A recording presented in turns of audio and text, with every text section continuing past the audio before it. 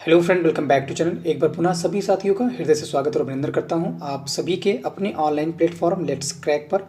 दोस्तों, आज के महत्वपूर्ण सेशन में जो है हम यूपी ट्रिपल एस सी पेट टेस्ट सीरीज 4 पर जो है डिस्कस करने वाले हैं, जिसमें सभी भागों से संबंधित जो है इंपॉर्टेंट प्रश्नों को जो है शामिल किया गया है, जो पेट एग्जाम के लिए बहुत ही जो है महत्वपूर्ण है। सभी क्वेश्चंस एग्जाम के पॉइंट ऑफ व्यू से अत्यंत ही महत्वपूर्ण है। सो गाइस, सेशन को अंत तक जरूर देखिएगा। और जिन लोगों ने जो है इसके प्रीवियस टेस्ट सीरीज नहीं देखे, first test series, second test series and third test series, ठीक है, तो उनको जो है आप लोग जरूर देखिएगा, क्योंकि वहाँ से जो है आपको काफ़ी मदद मिलने वाली है यूपी पेट एग्जाम में, ठीक है।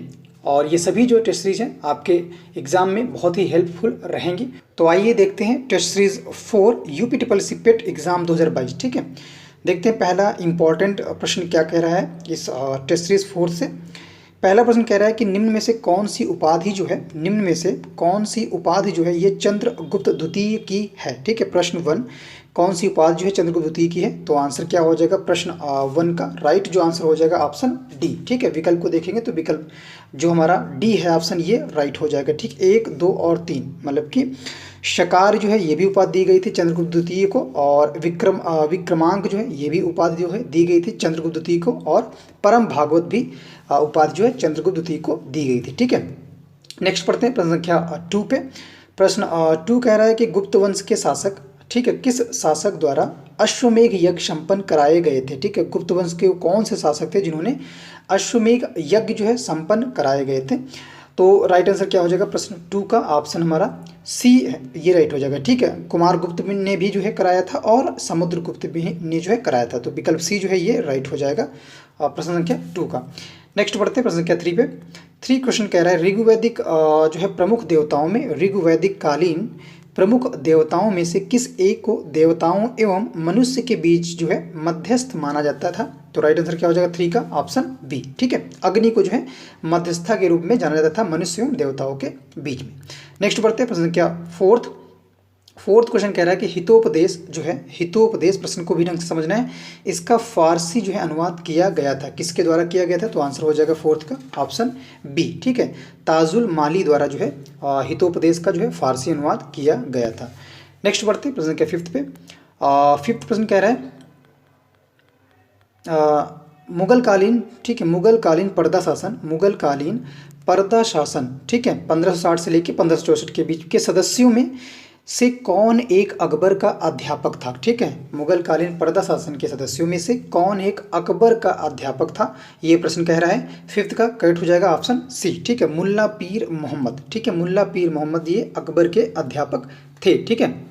इसके जो अंतर्गत था पर्दा शासन के अंतर्गत, ये जो पर्दा शासन के अंतर्गत जो है हरम दल के महत्वपूर्ण सदस्यों में, आप ध्यान रखिएगा, हरम दल, ठीक है, हरम दल, इसके जो महत्वपूर्ण सदस्य थे जिनमें राजमाता हमीदा बानो बेगम थी, माहम अनगा थी, अधम खां थे, शिहाबुद्दीन अतिका थे एंड मुल्ला पीर मोहम्मद थे। इसके साथ साथ जो है मुनीम खां थे, ठीक है। इन्हीं में से मुल्ला पीर मोहम्मद अकबर के एक अध्यापक थे, ठीक है। नेक्स्ट बढ़ते प्रश्न संख्या 6 पे। 6 क्वेश्चन कह रहा है कि तहकीकात कमेटी, जो कात कमेटी है इसका जो संबंध है ये कह रहा है किससे है, ठीक है। तहकीकात जो कमेटी प्रश्न 6, तहकीकात कमेटी का संबंध है किससे है, तो आंसर हो जाएगा हमारा 6 का विकल्प जो है ए राइट हो जाएगा, ठीक। ये जलियांवाला बाग हत्याकांड की जांच से है तहकीकात कमेटी, ठीक है। और ये जो जलियांवाला बाग हत्याकांड की जांच हेतु जो है मदन मोहन मालवीय की अध्यक्षता में एक तहकीकात कमेटी का गठन हुआ था। किसकी अध्यक्षता में, ये भी ध्यान रखिएगा, तहकीकात जो कमेटी की किसकी अध्यक्षता में गठित की गई, तो ये मदन मोहन मालवीय के अध्यक्षता, मदन मोहन मालवीय की अध्यक्षता में तहकीकात कमेटी की जो है गठन किया गया था, ठीक है। नेक्स्ट बढ़ते हैं प्रश्न संख्या 7th प्रश्न कह रहा है महात्मा गांधी के अनुसार, ठीक है, प्रश्न 7, महात्मा गांधी के अनुसार निम्नलिखित में से कौन सा एक अस्पृश्यों के सामाजिक आर्थिक सुधार के लिए प्रमुख रूप से उत्तरदायी है, तो 7th का राइट आंसर हो जाएगा ऑप्शन डी, ठीक है, कुटीर उद्योगों की स्थापना, ये इसका राइट आंसर हो जाएगा प्रश्न संख्या 7th का, ठीक है। इसमें जो है महात्मा गांधी ने जो है जो अस्पृश्यों के सामाजिक आर्थिक उद्धार के लिए जो है गांधी जी ने उनके सामाजिक आर्थिक सशक्तिकरण पर बल देते थे, और इसके लिए कुटीर उद्योगों की स्थापना भी की थी, और उन्होंने इसको सर्वोत्तम मार्ग बताया था, ठीक है। सर्वोत्तम मार्ग जो है इन्होंने बताया था महात्मा गांधी ने, सर्वोत्तम मार्ग। नेक्स्ट बढ़ते हैं अगले क्वेश्चन पे। नेक्स्ट क्वेश्चन हमारा 8 प्रश्न कह रहा है निम्नलिखित में से किस घटना का विवरण अमेरिकी पत्रकार मिलर ने दिया और उसे कई देशों तक पहुंचाया था। प्रश्न 8, तो आंसर हो जाएगा हमारा 8 प्रश्न का ऑप्शन बी। ठीक है, धर्षणा सत्याग्रह जो था ये इसका करेक्ट आंसर हो जाएगा। और इसी में धर्षणा सत्याग्रह जो विवरण था अमेरिकी पत्रकार जो थे इन्होंने जो है कई देशों तक पहुंचाया था, जो पत्रकार का नाम था मिलर। ठीक है, नेक्स्ट बढ़ते हैं प्रश्न संख्या 9th क्वेश्चन कह रहा है तृतीय आंग्ल मराठा युद्ध। ठीक है, कई बार क्वेश्चन पूछा जा चुका है बहुत सारे एग्जाम में, प्रश्न बहुत ही इंपॉर्टेंट है। किस मराठा शक्ति में ने भाग नहीं लिया। ठीक है, प्रश्न कह रहा है कि तृतीय आंग्ल मराठा युद्ध में निम्न में से किस मराठा शक्ति ने भाग नहीं लिया, तो आंसर हो जाएगा 9th का विकल्प हमारा जो डी है ये राइट हो जाएगा। भोंसले जो है ये इसका करेक्ट आंसर हो जाएगा। ठीक है, Bhonsle had not taken part in third Anglo Maratha battle. Next बढ़ते हैं प्रश्न संख्या 10th पे। 10th क्वेश्चन कह रहा है कि निम्नलिखित में से किस आंदोलन के कारण भारतीय राष्ट्रीय कांग्रेस का विभाजन हुआ, जिसके परिणाम स्वरूप नरम दल और गरम दल का उद्भव हुआ। ठीक है, 2 दल हो गए और एक दल था नरम दल, दूसरा था गरम दल। ठीक है, और ये पूछ रहा था वो कौन सा आंदोलन था या उस आंदोलन के कारण भारतीय राष्ट्रीय कांग्रेस का विभाजन हुआ था, तो आंसर हमारा हो जाएगा 10 का ऑप्शन ए। ठीक है, स्वदेशी आंदोलन। ठीक है, स्वदेशी आंदोलन के परिणाम स्वरूप ऐसा हुआ था। नेक्स्ट बढ़ते हैं प्रश्न संख्या 11 पे। 11 प्रश्न देखते हैं क्या कह रहे हैं।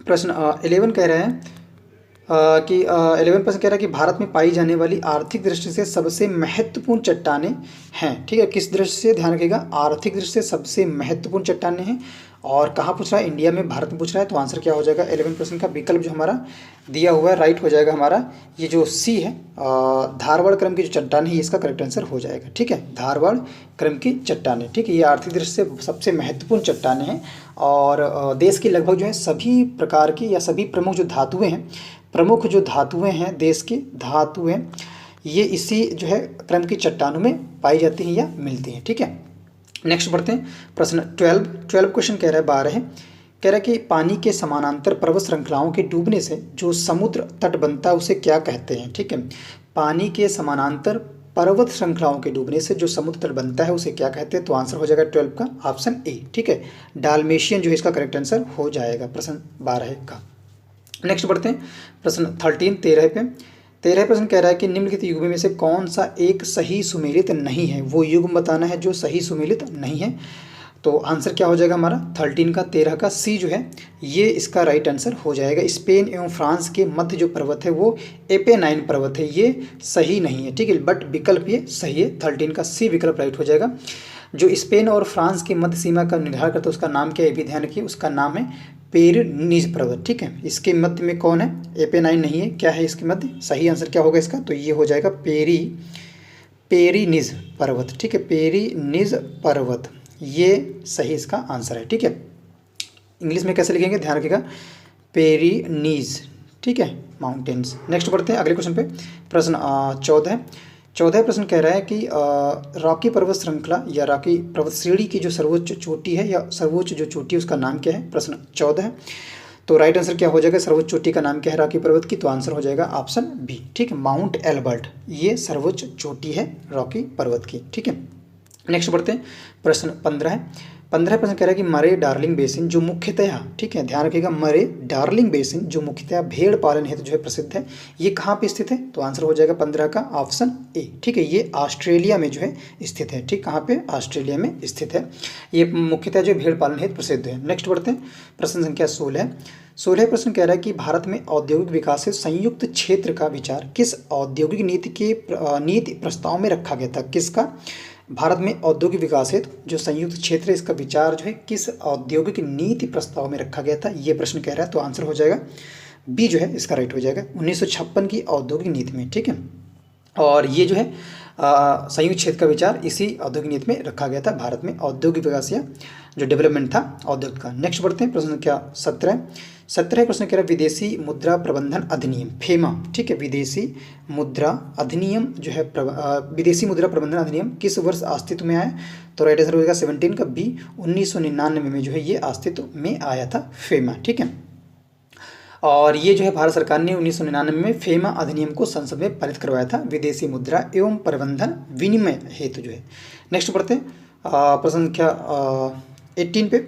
18 प्रश्न देखते हैं क्या कह रहे हैं, 18 क्वेश्चन कह रहा है कि भारत में कृषि आय की गणना की जाती है। ठीक, जो भारत में कृषि आय है इसकी गणना जो है किससे की जाती है, तो आंसर क्या हो जाएगा प्रश्न 18 का विकल्प हो जाएगा हमारा डी। ठीक है, कमोडिटी प्रवाह निधि द्वारा जो है भारत में कृषि आय की गणना की जाती है। ठीक है, in India agriculture income is calculated by commodity flow fund.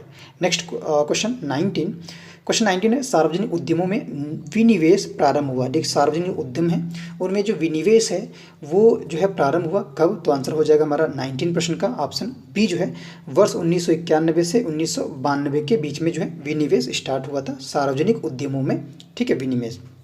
Next बढ़ते हैं प्रश्न संख्या 20 प्रश्न कह रहा है कि ग्रामीण विकास हेतु पायलट परियोजना का प्रारंभ किया गया था। क्वेश्चन बहुत इंपॉर्टेंट है, पायलट परियोजना का जो प्रारंभ किसके लिए, ये किससे संबंधित, दो क्वेश्चन बन सकते हैं। पायलट परियोजना किससे संबंधित, तो ये ध्यान रखिए ग्रामीण विकास से संबंधित है पहला प्रश्न, इसका आंसर भी ये है ग्रामीण विकास।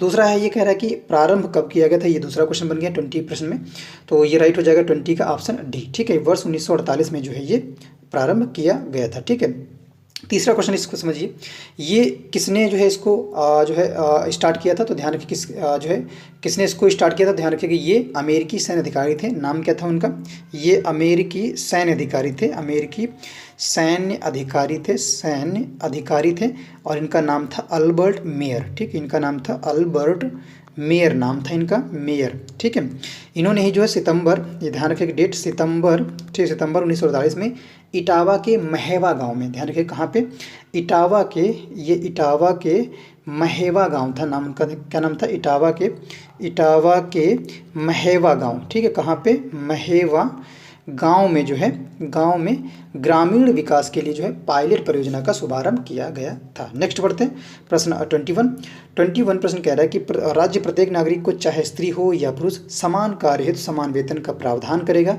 ये है जो है वर्णित है कहाँ पे, 21 में, राइट हो जाएगा ऑप्शन सी। ये कहाँ है, नीति निर्देशक तत्वों में, डीपीएसपी में जो है ये हमारा निर्मित है, जहाँ पे ये प्रावधान किया गया है। जो राज्य है हमारा वो अनुच्छेद 39 के तहत, ध्यान रखिएगा अनुच्छेद 39 का के तहत जो है राज्य जो है प्रत्येक पुरुष एवं स्त्री को समान रूप से जीविका के साधन जो है उपलब्ध कराने का प्रयत्न किया गया है। ये जो है 39 का में उल्लेखित है। ठीक है, आर्टिकल, और ये 39 का किस में आता है, ध्यान रखिएगा ये नीति निर्देशक तत्वों में शामिल है। ठीक है, कहाँ तक है नीति निर्देशक तत्व, ये ध्यान रखिएगा, ये जो नीति निर्देशक तत्व है हमारे 36 से लेके 51 तक हैं। कहाँ से, 36 से लेके 51 तक है और भाग 4 में है, ये भी ध्यान रखिएगा भाग 4 में डीपीएसपी की बात की गई है और 36 से लेके कहाँ तक है, 36 से लेके 51 तक हैं। नेक्स्ट बढ़ते हैं प्रश्न संख्या 22 प्रश्न कह रहा है कि अस्पृश्यता का अंत। ठीक है, अस्पृश्यता का जो अंत है तथा उसका किसी भी रूप में आचरण निषिद्ध किया गया है, तो आंसर हो जाएगा 22 का विकल्प हो जाएगा हमारा बी। अनुच्छेद 17 के अंतर्गत ऐसा प्रावधान किया गया है। ठीक है, इसमें वर्णित है कि अस्पृश्यता किसी भी रूप में आचरण निषिद्ध होगी। ठीक है, ये एक प्रकार से प्रोहिबिटेड है अंडर द आर्टिकल 17। ठीक है, इंडियन कॉन्स्टिट्यूशन।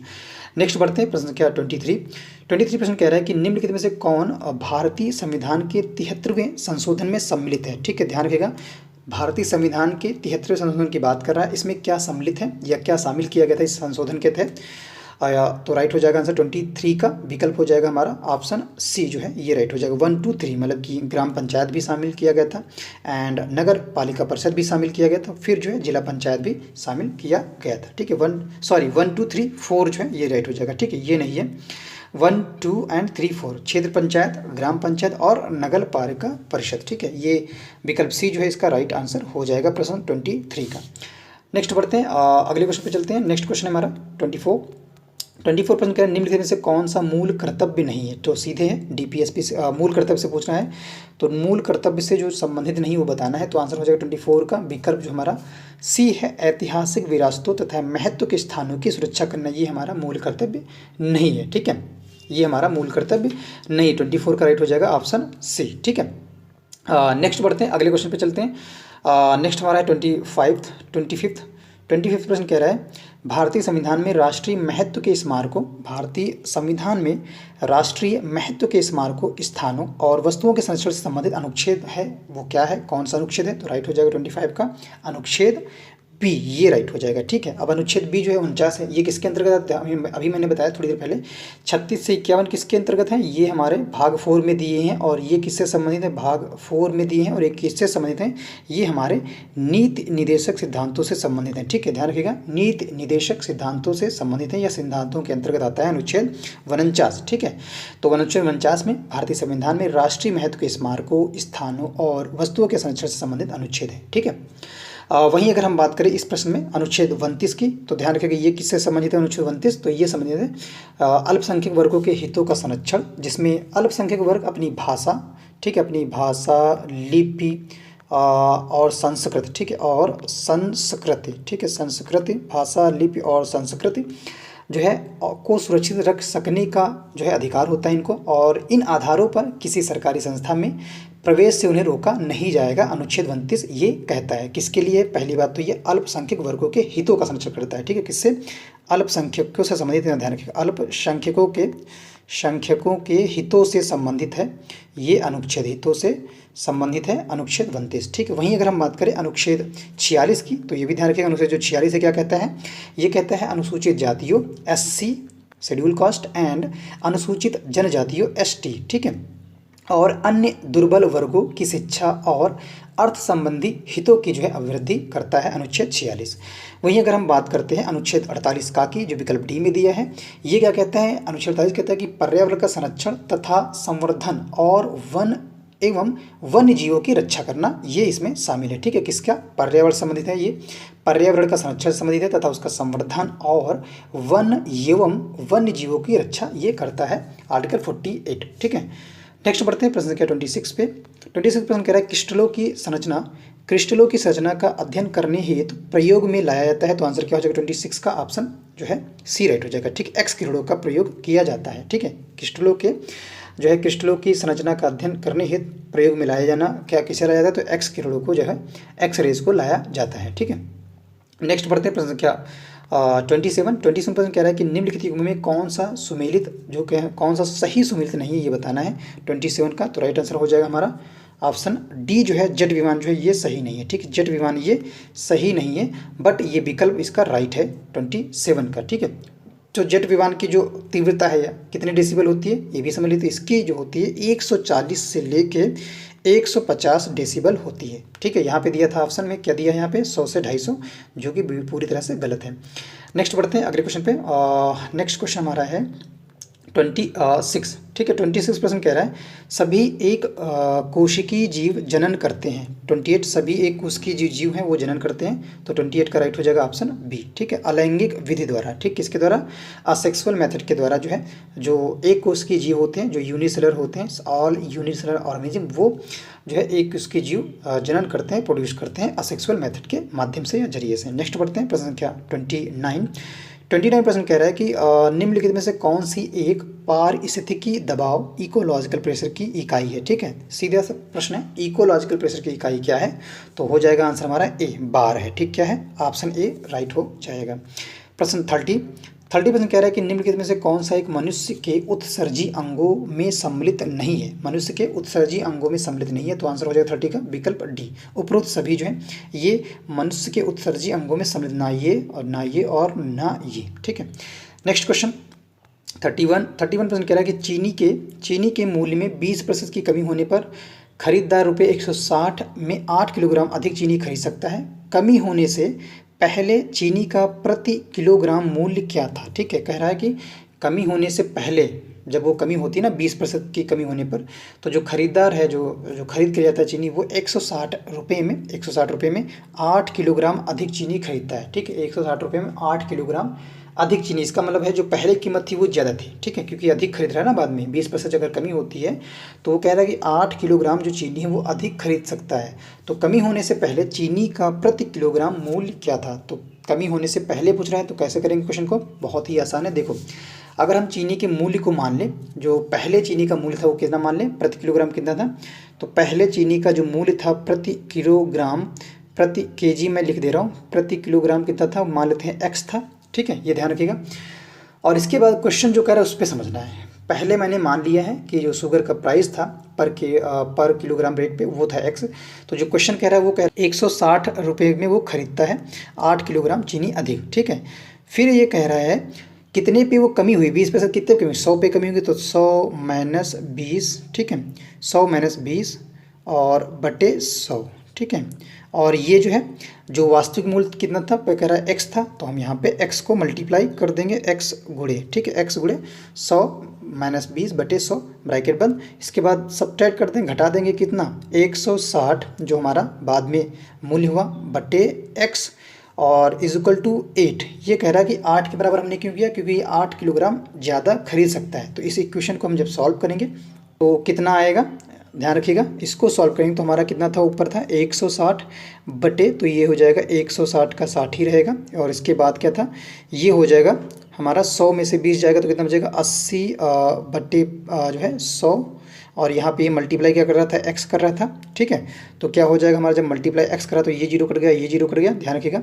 और 2 चक्कू 8 और 2 पंचे 10, ठीक है, 2 चक्कू 8 2 पंचे 10, तो ये 4 को x से मल्टीप्लाई करेंगे तो हो जाएगा 4x 160 बटे 4x बटे 5। और इसके माइनस में क्या कर रहा था, माइनस में कर रहा था 160 बटे x इज इक्वल टू 8, ये तो था ना।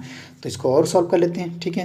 तो इसको सॉल्व करेंगे कितना आ जाएगा, हम क्या कर देंगे, यहाँ पे देखेंगे नीचे को देखें 4x बटे 5 दिया, यहाँ पे दिया है x। तो क्या करना है, कुछ नहीं करना है, इसको इस तरह से लिखेंगे 160 गुणे 5 माइनस 160 गुणे 4, ठीक है, बटे 4x या 4x। और अब ये किसके बराबर है, ये x के बराबर है, पता है हमें। अब क्या करेंगे, हम कुछ नहीं करना है, सीधे तौर पे हमें नॉर्मल सा इस तरह से सॉल्व करना है। इसके बाद हम स्टेप बढ़ाएंगे एक, तो हो जाएगा हमारा 160 को जब हम मल्टीप्लाई करेंगे 5 से, तो और फिर यहाँ पे दिया 160 को 4 से मल्टीप्लाई करेंगे, ठीक है, 160 में। अब दोनों में देखेंगे तो क्या कॉमन है, 160 कॉमन है, ठीक है, यहाँ पर 160 है, यहाँ पर भी 160 है, तो हम इसको इस तरह से लिख लेंगे 160 हम कॉमन ले लेंगे गुणे ब्रैकेट 5 माइनस 4, ठीक है, इज इक्वल टू ये जो 4 था नीचे इसके 4 था ना 4x, तो ये 4x जो उधर चला जाएगा बराबर के उधर, तो जब बराबर के उधर जाएगा तो ये क्या करेगा 8 से करेगा मल्टीप्लाई, ठीक है, 4x हो जाएगा। अब इसको हम सॉल्व कर देंगे, तो यहाँ पे x की वैल्यू हमें निकालनी थी। यहाँ पे 8 जो है 8 है हमारा, ये 8 क्या कर रहा है, यहाँ पे कर रहा है मल्टीप्लाई, ठीक है, और 4 भी मल्टीप्लाई कर रहा है। तो अगर 8 और 4 को मल्टीप्लाई कितना आ जाएगा, 32 आ जाएगा, 8 चौकू 32 आ जाएगा, तो जो हो जाएगा हमारे यहाँ पे 32x, ठीक है, ये ध्यान में 32x हो जाएगा, क्लियर है। अब यहाँ पे हमें निकालना था कितना, यहाँ पे हमें निकालना है x की वैल्यू, और ये दिया हुआ है, तो हम इसको 32 से क्या करेंगे, 32 हम इधर ले जाएंगे तो ये कट जाएगा 160, और यहाँ 5 में से 4 जाएगा तो बचेगा 1, और यहाँ बचेगा 160, ठीक है, गुणे में है, इसको मल्टीप्लाई करेंगे तो कितना आ जाएगा हमारा 160 ही आएगा, और यहाँ पे था 32x, ठीक है, ये था 32x। तो अब देखो x की सिर्फ वैल्यू निकालनी थी। x हमने क्या माना था, पहले स्टार्टिंग में x माना था कि जो मानव मूल्य में जो कमी थी, पहले चीनी की प्रति किलोग्राम मूल्य माना था मैंने यहाँ पे, तो x हमें निकालना था। तो 32 यहाँ कर रहा है मल्टीप्लाई, गुणा कर रहा है, तो जैसे इधर ट्रांसफ़र होगा इस साइड में तो क्या करेगा 160 को ये करेगा भाग, डिवाइड करेगा, तो 160 भाग 32, इसको ऐसे भी लिख सकते हैं 160 बटे 32, ठीक है। तो इसको कट करेंगे 32 पंजा हो जाएगा हमारा 160। तो x की वैल्यू कितनी निकल के आएगी, x की वैल्यू जो निकल के आएगी 5 निकल के आ रही है। कितनी निकल के आ रही, 5 निकल के आ रही। जहाँ पर भी विकल्प में 5 रुपये दिया हो वही इसका आंसर हो जाएगा प्रश्न 31 का। तो ऑप्शन 1 में ए में दिया हुआ है ऐसा, तो ये इसका राइट आंसर हो जाएगा विकल्प ए, ठीक, ₹5। नेक्स्ट बढ़ते हैं अगले क्वेश्चन पे। 32% देखते हैं क्या कह रहे हैं। 32 क्वेश्चन कह रहा है कि दो संख्याओं का जो योगफल है, दो संख्याओं का जो योगफल है वो कितना है, 75 है। दो संख्याओं का जो योगफल है वो कितना है, 75 है, 32%, और उनका अंतर कितना है, 25 है। तो दो संख्याओं का गुणनफल क्या होगा, कैसे करेंगे इसको सॉल्व प्रश्न को। सिंपल सा प्रश्न को समझना है पहले कि दो संख्याएं अगर हम मान लें कि उनका योग कितना है, कह रहा है कि 15 है, तो दो संख्याएं हम क्या मान लें, एक x मान लेते हैं और एक क्या मान लें, y मान लें। वैसे ही चलना है, माना जो बड़ी संख्या क्या है वो x मान लें हमें, ठीक है। बड़ी संख्या अगर मान लें, यहाँ पे क्या है, बड़ी संख्या जो है वो x है, और जो छोटी संख्या हम क्या मान लें, जो छोटी संख्या है उसको हम मान लेते हैं वो है y। ठीक है, अब ये कह रहा है कि दो संख्याओं का योग जो है वो कितना है, दो संख्याओं का योग जो है वो है हमारा 75। तो x plus y is equal to कितना हो जाएगा, 75 हो जाएगा। पहली बात ये हो गई हमारी इक्वेशन फर्स्ट। दूसरी हम बनाते हैं। फिर ये कह रहा है कि अब उनका अंतर कितना है, 25 है, तो दूसरी बना लेते हैं। उनका अंतर कितना है, 25, तो x माइनस वाई ये हमारा 25। ठीक, कितना है, 25 है। ये हो गई हमारी दूसरा समीकरण या दूसरी इक्वेशन। ठीक है, अब समीकरण एक से अगर दूसरे को हम जोड़ दें तो क्या हासिल होगा, हमें इन दोनों को जो है एक से दूसरे को जोड़ दें। ठीक है, तो क्या निकल के आएगा, इस समीकरण जब सॉल्व करेंगे तो हमारा निकल के आएगा 2x इज इक्वल टू 100। ठीक है, 2x इज इक्वल टू 100 ये निकल के आएगा। तो x की वैल्यू फाइंड कर लें हम, तो 100 बट्टे हो जाएगा 2, अच्छा सा हम 100, 2 पंचे 10। ठीक है, x की वैल्यू निकल के आई 50। ठीक है, x की वैल्यू कितनी है, 50 है। तो अब सिंपल सा है, जब x की वैल्यू 50 निकल आई तो हम y की वैल्यू निकाल सकते हैं x का मान, जो समीकरण पहला था उसमें x का मान रखने पे। ठीक है, जो पहला समीकरण क्या था हमारा, x पहला जो समीकरण था वो x प्लस वाई जो था वो कितना था, 75। इसमें हम x की वैल्यू क्या कर देंगे, पुट कर देंगे। तो x की वैल्यू कितनी निकल के आई है, x की वैल्यू जो निकल के आई वो निकल के आई 50। तो y की वैल्यू हम निकाल सकते हैं आसानी से 75। तो फिर सॉल्व करेंगे तो y इज इक्वल टू 50 यहाँ क्या करा, प्लस जा रहा उधर जाएगा, इस साइड में जाएगा 75 में, तो ये करेगा हमारा घट जाएगा, सब्ट्रैक्ट करेगा, तो 50 जाएगा, तो कितना 75 से 50 जाएगा, कितना बचेगा, तो ये बचेगा हमारा y की जो वैल्यू निकल के आएगी 25 निकल के आई। कितनी, y की वैल्यू कितनी निकल के आई, 25 निकल के आएगी। ठीक है, अब देखो दोनों संख्याओं का कह रहा है गुणनफल करेंगे तो क्या आएगा, y की वैल्यू 25, x की वैल्यू 50। ठीक, गुणा करते हैं, x गुणे y, ये कह रहा था ये क्या निकल के आएगा, तो x है हमारा 50, y है हमारा कितना 25, तो इनको मल्टीप्लाई करेंगे तो क्या निकल के आएगा, 50 25, तो 25 जीरो 25 जीरो या जीरो, और 25 पंचे 125। ठीक है, ये आया हमारा आंसर 125। तो हो जाएगा 12 50 जहाँ पर भी हो ये इसका राइट आंसर हो जाएगा। विकल्प बी जो है ये इसका करेक्ट आंसर हो जाएगा 32 प्रश्न का। नेक्स्ट बढ़ते हैं प्रश्न संख्या 33 पे।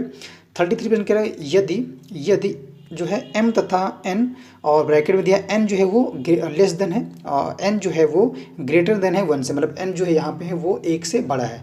ऐसी पूर्ण संख्याएं हैं कि m के पावर n 121 है, तो m माइनस 1 फिर पावर दिया है n प्लस 1 ब्रैकेट बंद के बाद, इसका मान पूछ रहा है। बहुत ही सिंपल सा है और इजी सा क्वेश्चन है, कुछ नहीं, जैसे कह रहा है जो दिया है उसके आधार पर हम चलेंगे। कह रहा है ये दिया है ना, इसके आधार पर हम चलेंगे।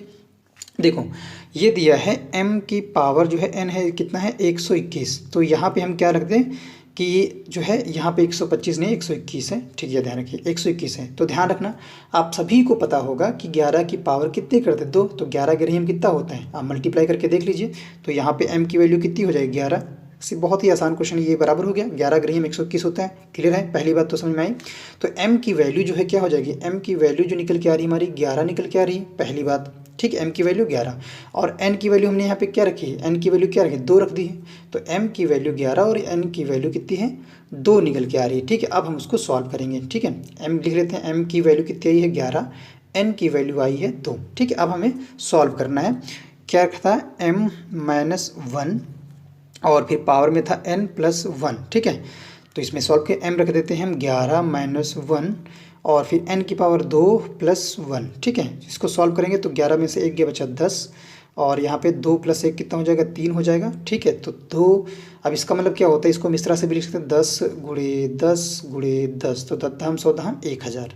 ठीक है, तो आंसर हो जाएगा जहाँ पर भी 1000 है ये इसका करेक्ट आंसर हो जाएगा। तो देखते हैं विकल्प में कहाँ 1000 है, तो हमारा ये विकल्प डी में दिया है 1000, ये इसका राइट आंसर हो जाएगा। बहुत ही ईजी क्वेश्चन था बट थोड़ा सा माइंड पे ये प्रश्न था। नेक्स्ट बढ़ते हैं प्रश्न संख्या 34 प्रश्न कह रहा है 34 प्रश्न कह रहा है कि 36 विद्यार्थियों की औसतन 52 अंक प्राप्त हुए। जो 36 विद्यार्थी उनको औसतन जो अंक प्राप्त हुए कितने 52, किंतु बाद में पता चला कि पद 64 को गलती से 46 पढ़ा गया, अंकों का सही माध्य होगा। यहाँ पर पूछ रहा है कि वो माध्य क्या होगा। तो देखो पहले समझना है, गलती से 64 को 46 पढ़ा गया, पहली बात तो ये कह रहा है। और संख्याओं का जो नया माध्य होगा क्या होगा, जब गलती से 64 को 46 पढ़ा जाएगा तब हम निकालेंगे संख्याओं का जो नया माध्य है, न्यू एवरेज है ऑफ मार्क्स, उसको निकालेंगे। तो क्या हो निकल के आएगा, नया मार्ग हम लिख देते हैं न्यू।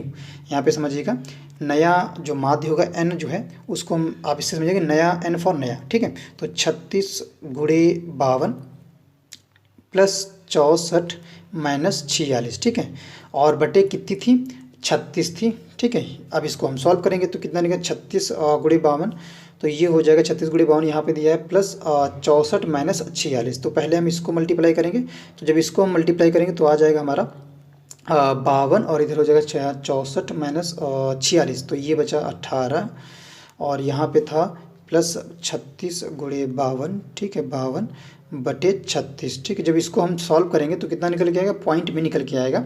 36 52 को मल्टीप्लाई करेंगे और फिर उसमें जो है ये जोड़ देंगे, फिर 36 से उसको जो है डिवाइड कर देंगे, तो यहाँ पे हमारा निकल के आएगा 52.5, ठीक है। कितना आएगा 52.5 आएगा। तो जहाँ पर भी 52.5 दिया इसका करेक्ट आंसर हो जाएगा, ठीक है। जब इसको सॉल्व करेंगे तो कितना आएगा 52.5 आएगा।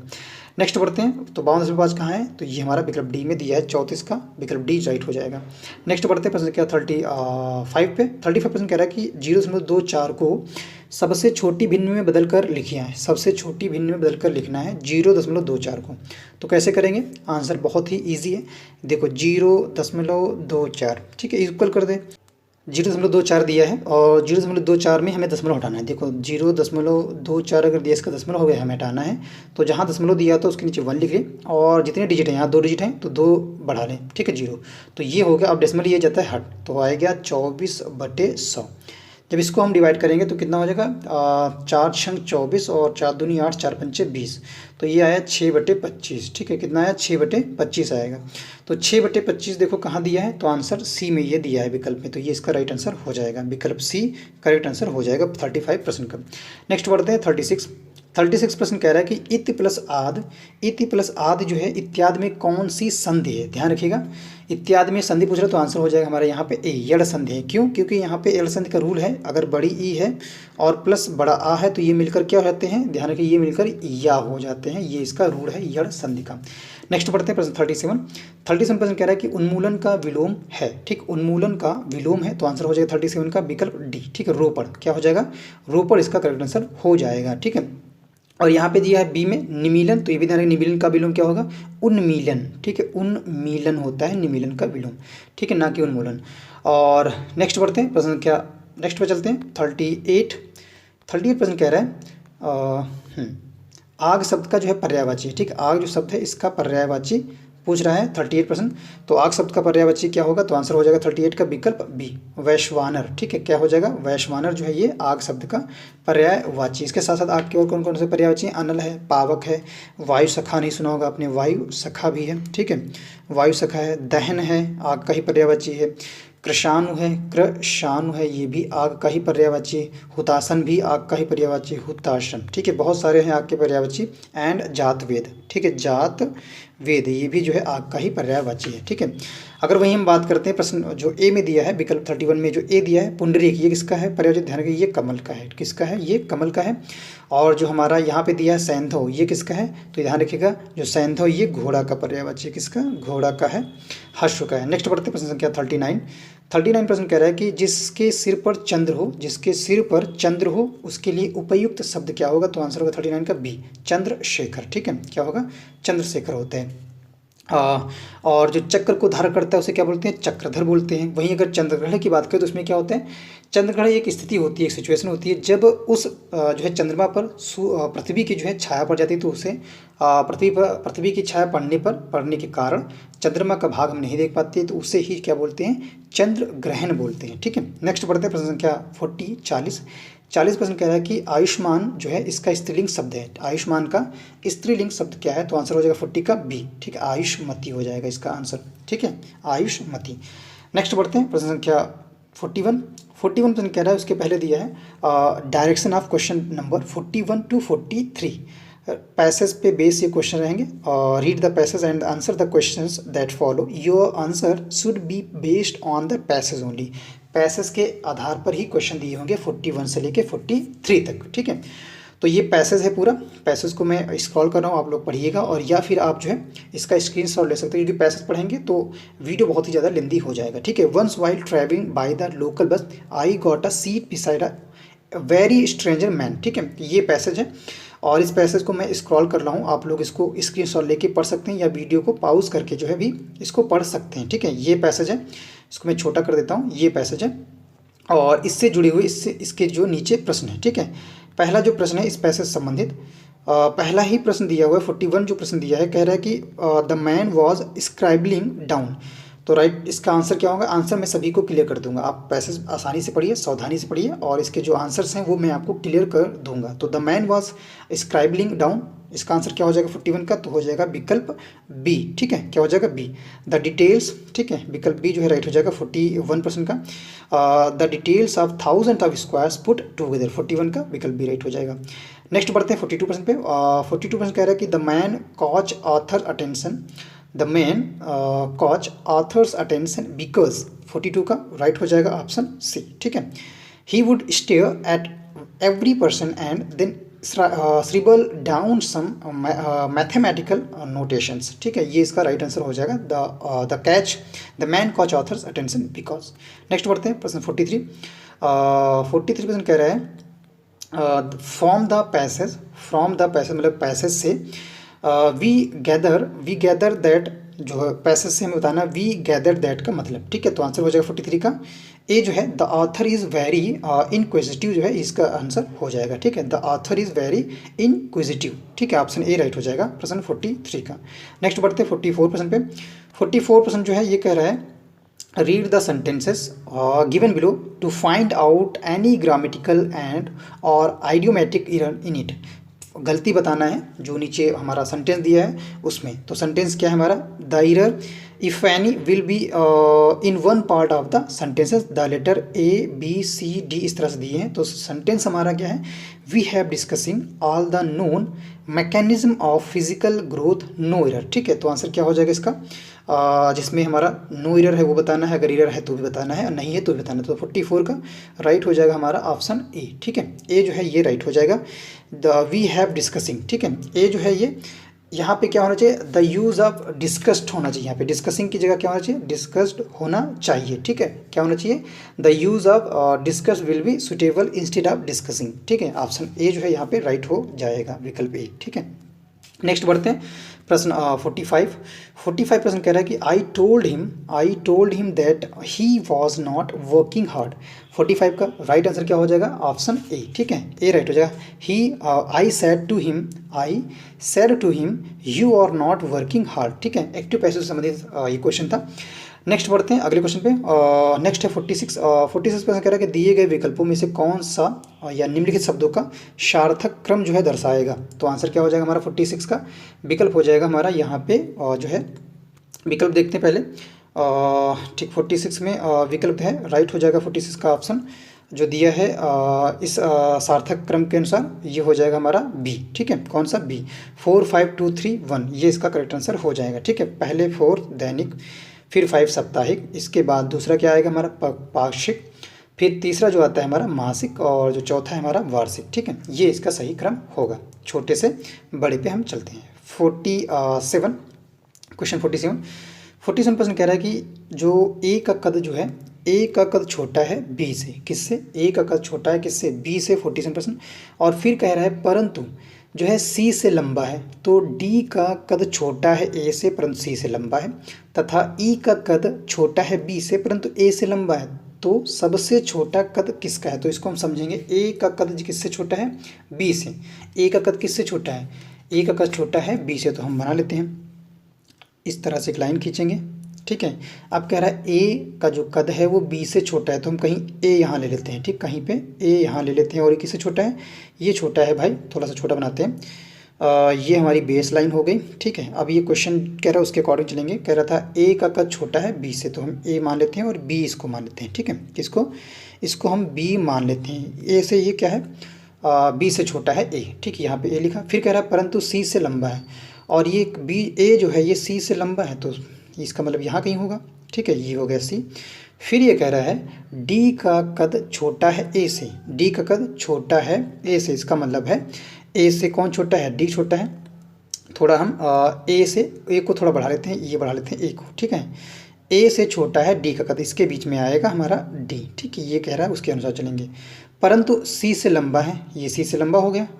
तथा ई का जो कद है छोटा है बी से, तो ई का कद छोटा है किससे? बी से लिख देते हैं, ये है ई। ठीक है, इसका कद छोटा है बी से परंतु ए से लंबा है। देख रहे हो आप, ए से लंबा, थोड़ा और बढ़ा देते हैं। ई वाले कद को थोड़ा और बढ़ा लेते हैं, ये यहाँ पे कर दिया, ठीक है। ये ई का कद जो है ए से बड़ा है और बी से छोटा है, ठीक है। तो हमारा ये कह रहा है सबसे जो छोटा कद है वो किसका है, तो देख रहे होंगे चार्ट, सी दिख रहा होगा आपको यहाँ पे, सी जो है ये इसका करेक्ट आंसर हो जाएगा, ठीक है। विकल्प बी जो है 47 का राइट आंसर हो जाएगा, ऑप्शन सी, ठीक है। नेक्स्ट बढ़ते हैं अगले क्वेश्चन पे, प्रश्न संख्या 48 प्रश्न कह रहा है कि एक तस्वीर को जो है देखकर पुष्पा ने कहा, एक तस्वीर को देखकर पुष्पा ने कहा इस आदमी की पत्नी जो है लक्ष्मी मेरी बेटी की बुआ की माँ है, तो पुष्पा लक्ष्मी से कैसे संबंधित है, एक तस्वीर को देखते हुए पुष्पा ने कहा, ठीक है। जो क्वेश्चन कह रहा है उसके आधार पे हम एक चार्ट बनाते हैं। देखो ये हमारी हो गई पुष्पा, ठीक है, क्या हो गई, ये हो गई भाई पुष्पा, ठीक है, पी फॉर पुष्पा। और ये जो कह रही थी कि इस आदमी की पत्नी, ठीक है, एक आदमी हम यहाँ ले लेते हैं, एक आदमी, एम फॉर मैन, एक आदमी, इनकी जो पत्नी, ठीक है, इनकी पत्नी, ठीक है, P for Pushpa and P for पत्नी, इनकी पत्नी लक्ष्मी, इनकी पत्नी, इसका नाम क्या है, इस पत्नी का नाम है लक्ष्मी, ठीक है, इस पत्नी का नाम है, पत्नी का नाम है लक्ष्मी, ये ध्यान रखिएगा, ठीक है। इस आदमी की पत्नी, इस आदमी की जो पत्नी है, ध्यान रखिएगा, इस आदमी की जो पत्नी है, इस आदमी की पत्नी, ठीक है, ये एक आदमी था, इसकी पत्नी, नाम क्या उनका, उनका नाम है लक्ष्मी, ठीक है, ये ध्यान रखिएगा। है क्या इस आदमी से संबंध क्या है इनका, पत्नी का है।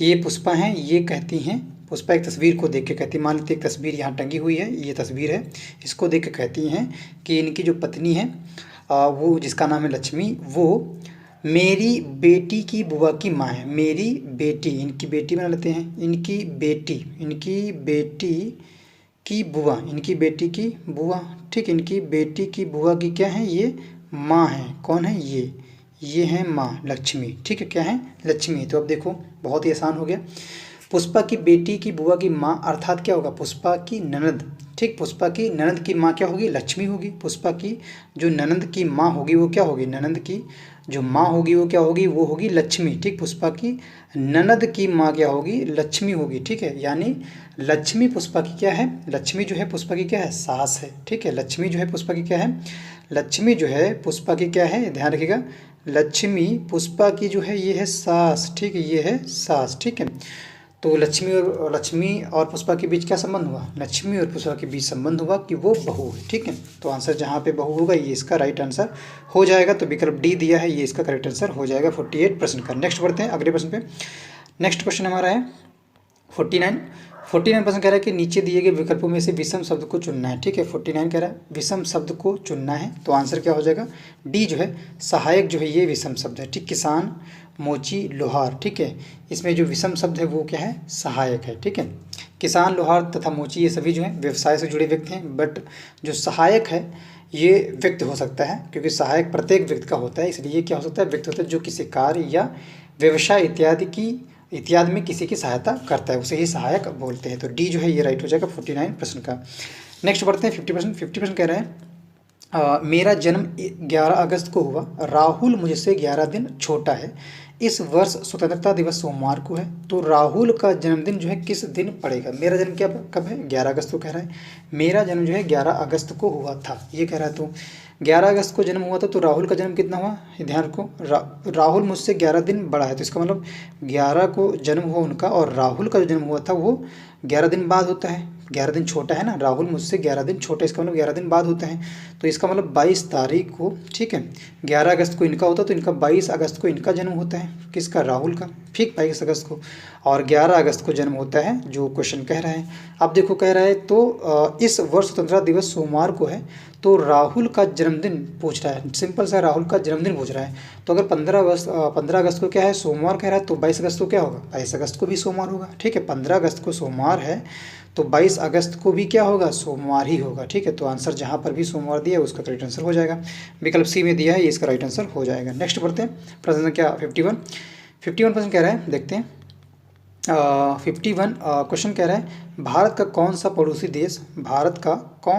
पड़ोसी देश हाल ही में भारत की यूपीआई प्रणाली वाला प्रथम देश बना है, ठीक है। वो पड़ोसी देश पूछ रहा है, तो आंसर क्या हो जाएगा हमारा 51 का, विकल्प जो होगा ए हो जाएगा राइट, ठीक, नेपाल, ठीक। कौन है वो पड़ोसी देश, नाम क्या है उसका, नेपाल नाम है। इसने जो है फरवरी 2022 में भारतीय भुगतान निगम द्वारा यह सूचना दी गई थी कि जो नेपाल है ये भारत का ऐसा पड़ोसी देश है जो जो है यूपीआई प्रणाली को यूज़ करता है। ठीक है, कौन? यूपीआई प्रणाली बनाने वाला ये पहला देश बना हुआ है, पड़ोसी देश। ठीक है, भारत का। नेक्स्ट बढ़ते हैं 52 क्वेश्चन कह रहे हैं हाल ही में निम्नलिखित में से किसे भारतीय बीमा नियामक और विकास प्राधिकरण जिसे IRDA इंडिया का अध्यक्ष जो है बनाया गया है। तो 52 का राइट हो जाएगा ऑप्शन जो है ए, देवाशीष पांडा जो इसका करेक्ट आंसर हो जाएगा। ठीक है, इन्हें अध्यक्ष नियुक्त किया गया है IRDAI का। ठीक है, नेक्स्ट बढ़ते हैं प्रश्न 53 प्रश्न कह रहा है कि भारत का मानव युक्त अंतरिक्ष मिशन भारत का मानवीय अंतरिक्ष मिशन गगनयान जिसका नाम है किस वर्ष में लॉन्च किए जाने की घोषणा हाल ही में की गई है। तो आंसर हो जाएगा हमारा 53 का राइट हो जाएगा बी। ठीक है, क्या हो जाएगा? बी जो है 2023 में जो है ये लॉन्च किया जाएगा, घोषणा की गई है। नेक्स्ट बढ़ते हैं अगले क्वेश्चन पे 54 प्रश्न कह रहा है कि शेख मोहम्मद बिन जायद अल नाहमान हाल ही में किस देश के जो है नए राष्ट्रपति बने हैं। तो आंसर हो जाएगा हमारा 54 का।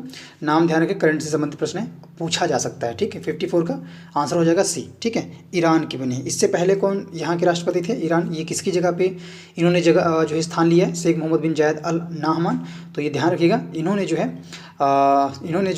इनकी जगह लिए नाम इनका खलीफा बिन जायद अल नाहयान। ठीक, इनका नाम है खलीफा बिन जायद। ठीक है, खलीफा बिन जायद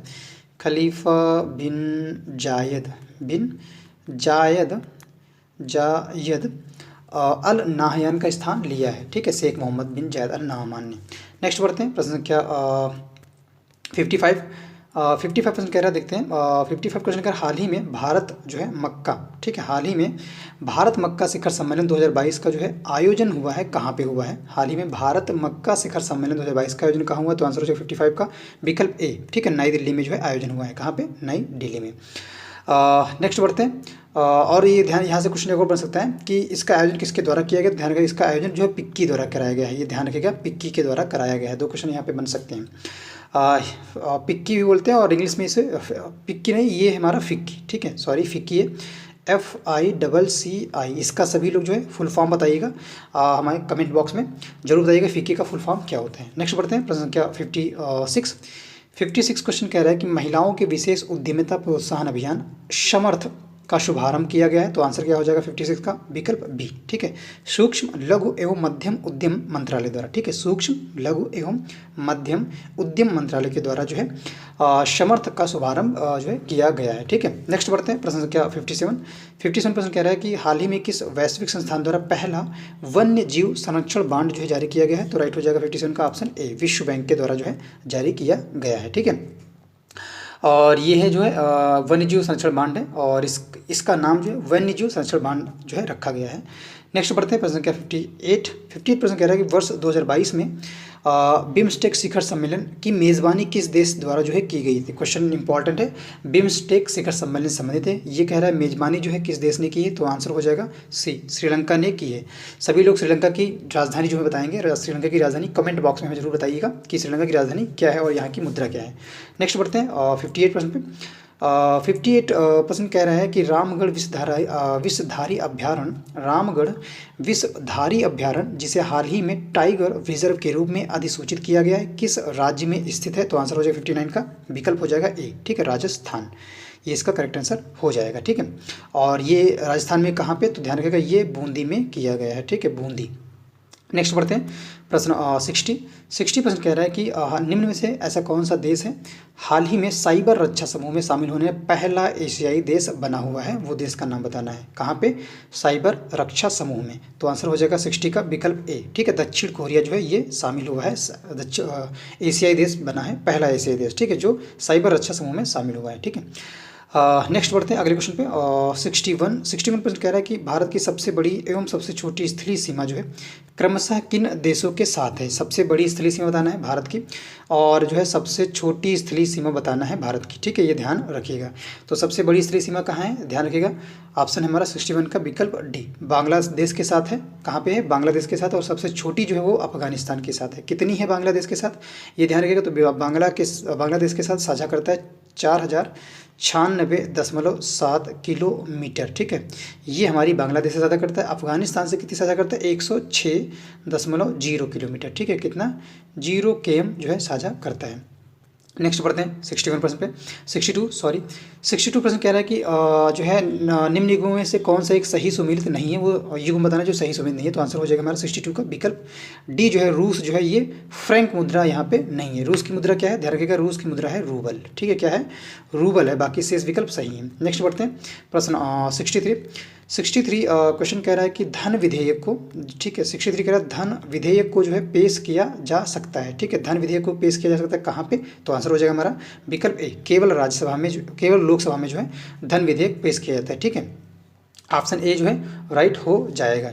नेक्स्ट बढ़ते हैं प्रश्न संख्या 64 पे। बट इससे पहले ये भी एक क्वेश्चन बन सकता है यहाँ पे कि ये किस अनुच्छेद के तहत किया जाता है। तो ध्यान रखिएगा जो धन विधेयक है ये अनुच्छेद आर्टिकल 110 के अंतर्गत, ठीक है, अनुच्छेद 110 के अंतर्गत धन विधेयक संबंधी प्रावधान हैं और ये जो है केवल लोकसभा में ही पेश किया जा सकता है। नेक्स्ट बढ़ते हैं प्रश्न 64% कह रहा है निम्नलिखित पर्यटन स्थलों में से कौन सा एक गुजरात में स्थित है, ठीक है, पर्यटन स्थल कौन सा गुजरात में स्थित है। तो आंसर हो जाएगा 64 का विकल्प जो राइट हो जाएगा ए, झूलता मीनार। ये कहाँ पे, गुजरात में, कहाँ पे, गुजरात में कहाँ, अहमदाबाद में, कहाँ पे, अहमदाबाद में है गुजरात में, ठीक है, ये इसका राइट आंसर हो जाएगा।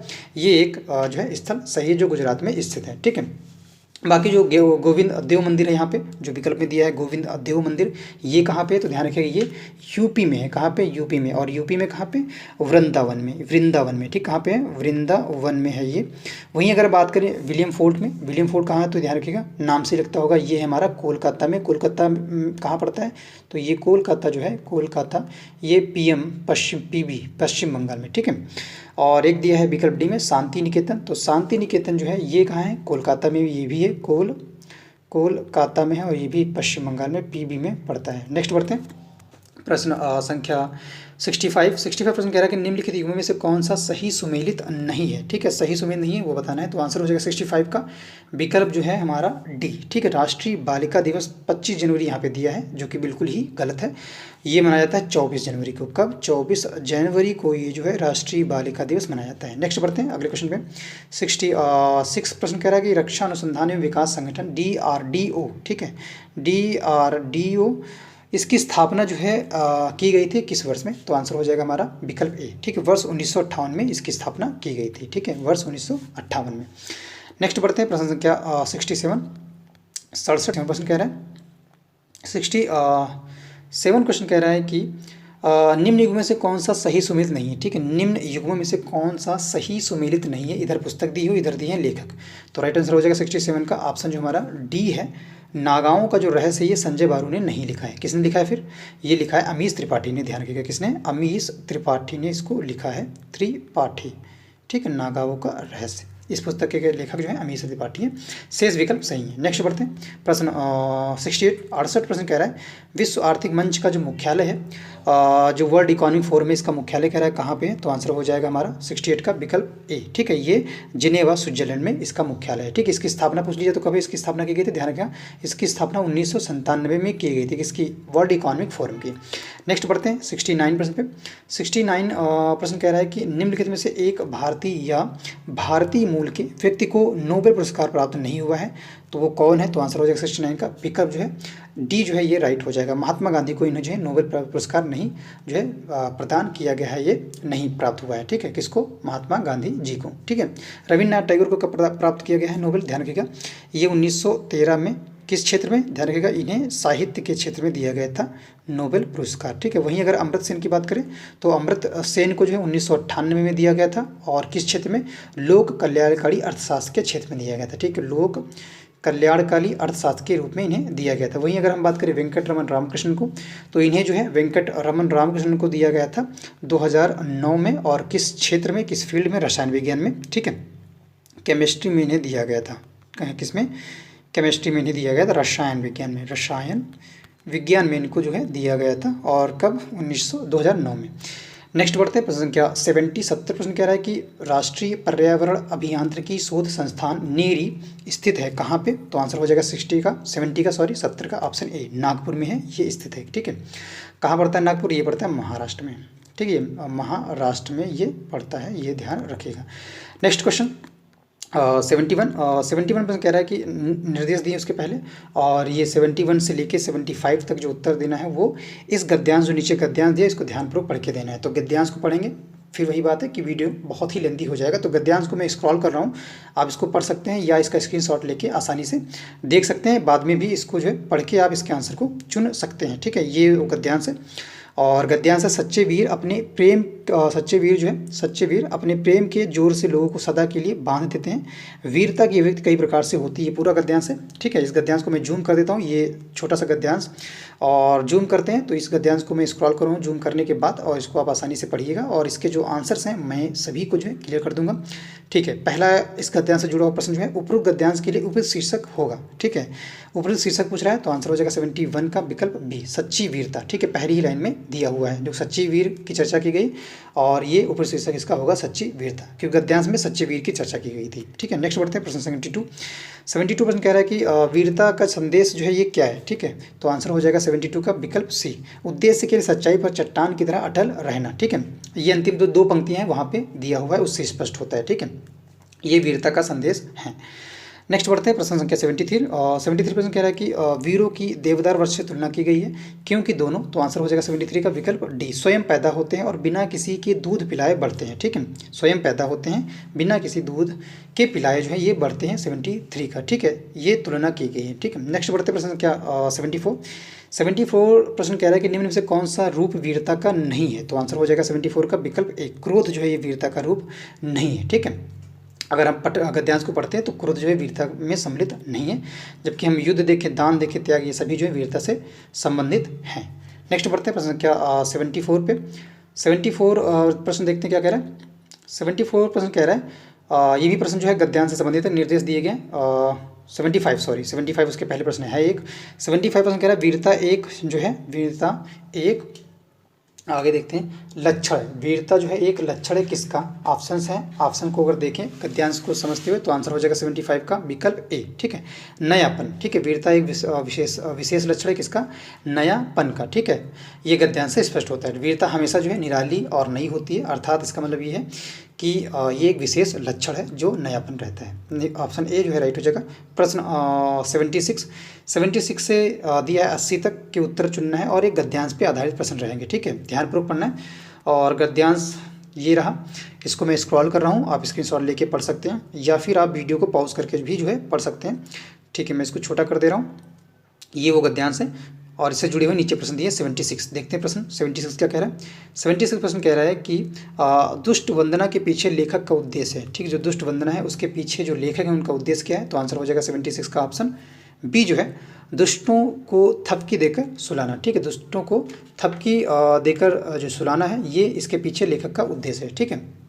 नेक्स्ट क्वेश्चन 77 क्वेश्चन कह रहा है कि रामचरितमानस एक भक्ति काव्य है, इसमें दुष्ट वंदना का रहस्य है, ठीक है। तो आंसर हो जाएगा 77 का विकल्प जो है हमारा बी जो है, तुलसी का सभी को राममय देखना, ये इसका राइट आंसर हो जाएगा, ठीक है। इसमें जो है दुष्ट वंदना का रहस्य तुलसीदास का सभी को राममय देखना है। और रामचरित में तुलसीदास ने यह लिखा है, जैसे एक जो है दोहा में पढ़ देता हूँ, बंदों खल जस शेष सदोसा सहस बदन बरनई बरदोसा, अर्थात दुष्टों को जो हजार मुख वाले होते हैं शेष जी के समान समझकर उन्हें प्रणाम करता हूँ, ऐसा जो है ये इनकी एक दोहा है, तुलसीदास वो ऐसा बोलते हैं या कहते हैं। नेक्स्ट बढ़ते हैं प्रश्न संख्या 78 पे। 78 प्रश्न कह रहा है कि उपरोक्त गद्यांश का शीर्षक हो सकता है, तो आंसर हो जाएगा हमारा 78 का विकल्प सी, तुलसी का मानवीय दृष्टिकोण है, इसमें सही इसका आंसर हो सकता है, ठीक है। नेक्स्ट बढ़ते हैं 79 क्वेश्चन कह रहा है कि देवताओं और फिर दिया महापुरुषों, देवताओं महापुरुषों, एक मिनट,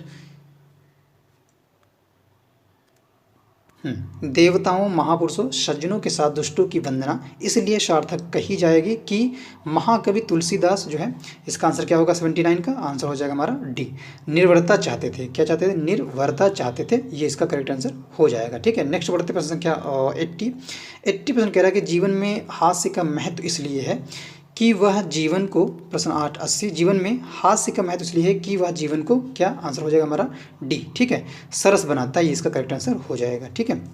नेक्स्ट पढ़ते प्रश्न संख्या 81 प्रश्न कह रहा है कि निम्नलिखित ग्राफ में दो दुकान एम और एन दुकान है द्वारा बेची गई साड़ियों का विवरण दिया गया है, आरेख को ध्यान से देखना है और प्रश्न 81 से 85 का उत्तर देना है, ठीक है। तो देखते हैं ग्राफ क्या है। ये हमारा ग्राफ दिया है, आरेख दिया है और इसमें जो है उत्तर देना है इस ग्राफ को देखकर, ठीक है।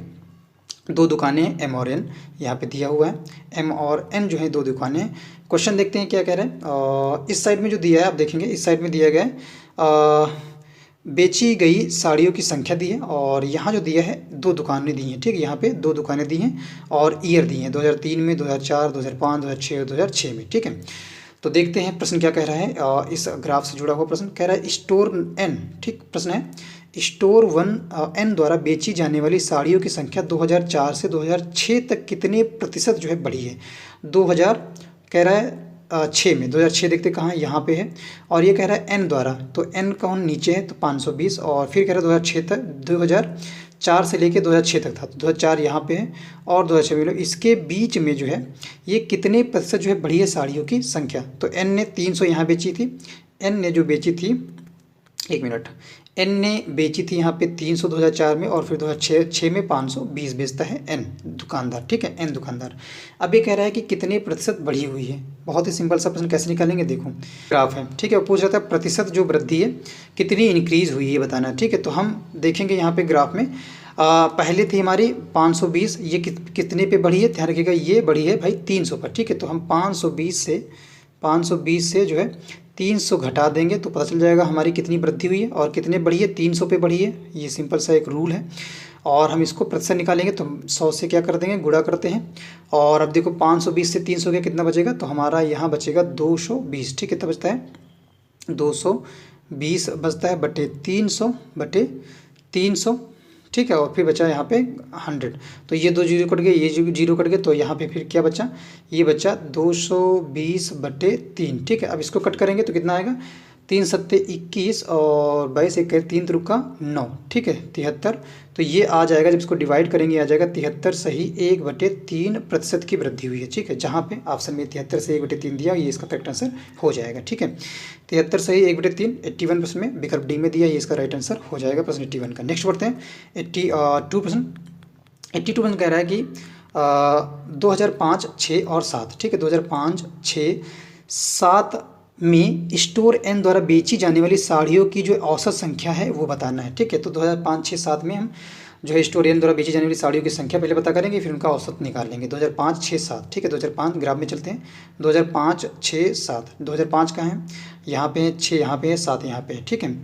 अब इनका कैसे निकालेंगे, तो 2005 में देखेंगे कितना बेचा, उन्होंने 460 बेची है, और 2006 में कितनी बेची है, एन ने 6 में बेची है 520, कितनी बेची है 520 बेची है, प्लस 520 और प्लस इसमें बेची है 700, ठीक है, यहाँ पे देख रहे होंगे 700, 520 और 460, ठीक है। इनको जोड़ेंगे, जोड़ने पे हम कितना आएगा, कितनी टोटल संख्या है, 3 है, 1, 2, 3, या ईयर देखें कितने हैं, 3 है ईयर, 2005, 6, 7, तो बटे में कर देंगे हम 3 जब औसत निकालते हैं। जब हम औसत या रेशियो निकालते हैं तो हम बटे में जितनी संख्याएँ होती हैं उनको नीचे रख देते हैं। 3 संख्याएँ 1, 2, 3, और तो अब इनको ऐड करेंगे 460, 520, 700 को, तो कितना आ जाएगा, ऐड करने पे हमारा आता है हमारा ये आ जाएगा हमारा 1680, ठीक है, ये आएगा 1680 बटे 3, ठीक है, कितना आया 1680 बटे 3, ठीक है। औसत निकालने थे, आर फॉर रेशियो होता है, तो इसको कट करेंगे तो कितना आ जाएगा हमारा, तो ये निकल के आएगा हमारा 3, 25, 15, ठीक है, कैरी ऑन 3 18 और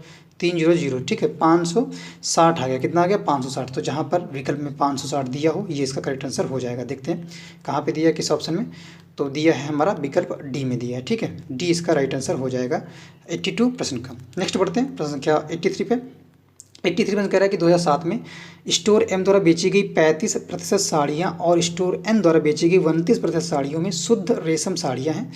तो 2007 में एम और एन द्वारा कितनी कुल शुद्ध रेशम की साड़ियों की बिक्री की गई है, ठीक है, ये प्रश्न कह रहा है। तो कैसे करेंगे 83 को, सिंपल सा है, इसमें हम 2007 में स्टोर एम और एन द्वारा बेची गई शुद्ध सिल्क की साड़ियों की संख्या अगर हमें पता करें तो कैसे निकलेगी, सीधा सा फंडा है, जैसे कह रहा है वैसे हम इसमें चलेंगे, ठीक है।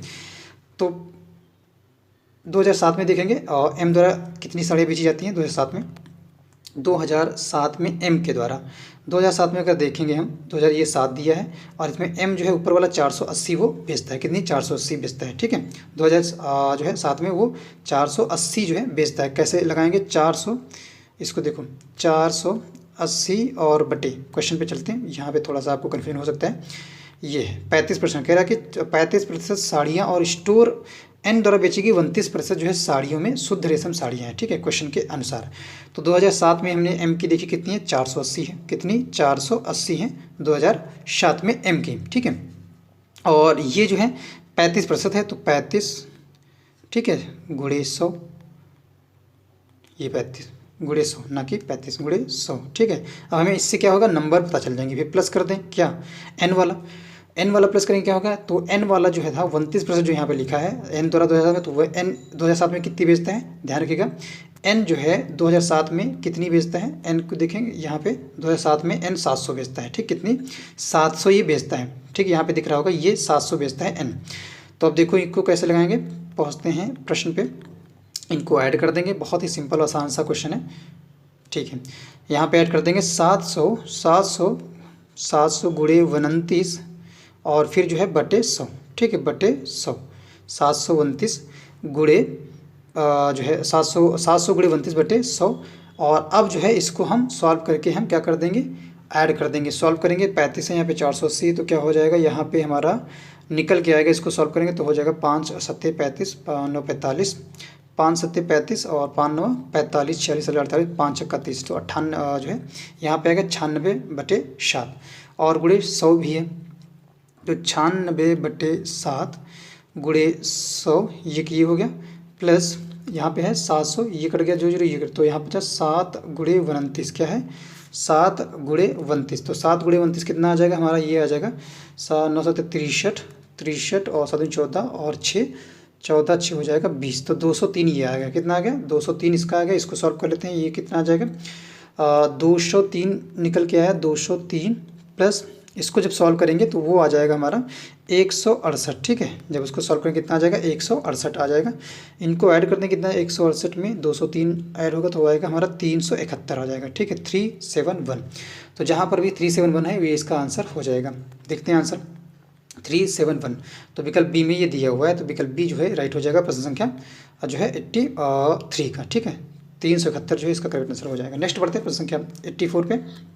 84 पर कह रहा है कि यदि जो है 2005 और जो है यदि, क्वेश्चन को देखिएगा, चार्ट भी साथ में ले लेते हैं।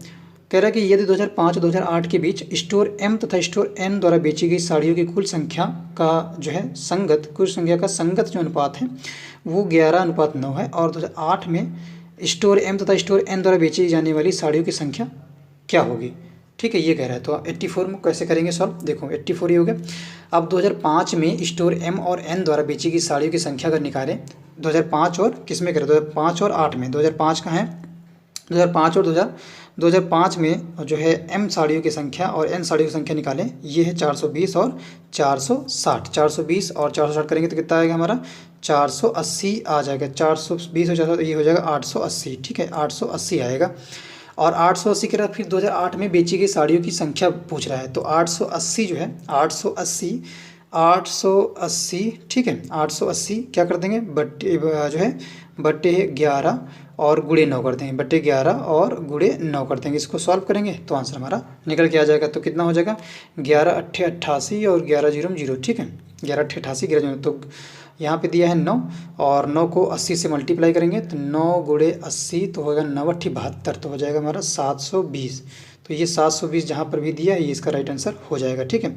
तो देखेंगे 720 कहाँ दिया, तो ऑप्शन 1 में दिया है 720, तो 84 का राइट आंसर हो जाएगा ए, ठीक है। नेक्स्ट बढ़ते हैं प्रश्न संख्या 85 प्रश्न कह रहा है कि 2003 और 2004 में स्टोर एम द्वारा बेची गई साड़ियों की कुल संख्या और उसी वर्ष स्टोर एन द्वारा बेची गई साड़ियों की संख्या में अंतर है।